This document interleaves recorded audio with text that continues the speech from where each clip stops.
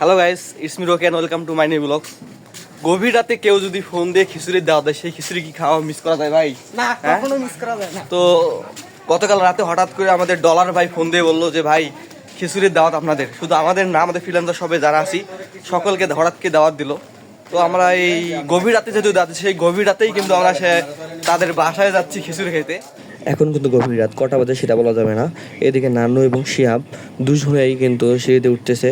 উঠে দরজা নক করতেই আমাদের ডলার ভাই দরজা খুলে দিলেন। ভাই আপনি কি খিচুড়ি খাবেন ভাই? আবার জিগায় খিচুড়ি না হলে চলে নাকি? এদিকে সবাই বসে আছে খিচুড়ি খাওয়ার জন্য, আর অন্যদিকে ভাবি খিচুড়ি রান্না করতেছে। আর এদিকে আমি একটু শশা কেটে হেল্প করলাম। এর মাঝেই আমাদের খিচুড়ি রেডি। আমাদের প্রাণপ্রিয় ভাবি, তিনি ভালো করে জানেন আমি অনেক খিচুড়ি পছন্দ করি, তাই মাঝে মাঝে তিনি আমার খিচুড়ি খাওয়ার জন্য ডাকেন।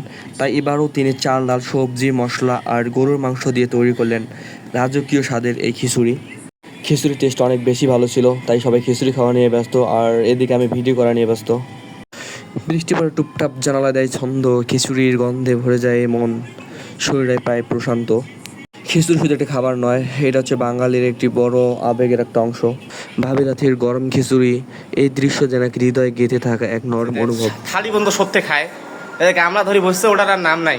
সেই কখন বসছে এ পর্যন্ত সত্যি সত্যি খাচ্ছে, যে পলিথিন বন্ধ খায় না, সত্যি সত্যি প্যাকেটের ওইরকম। এত কষ্ট করে এই খিচুড়ি রান্না করে আমাদের খাওয়ানোর জন্য ভাবিকে অসংখ্য ধন্যবাদ। তো গাইস, এই ছিল আজকে ভিডিও। দেখাবে নতুন কোনো এক ভিডিওতে। আল্লাহ হাফেজ।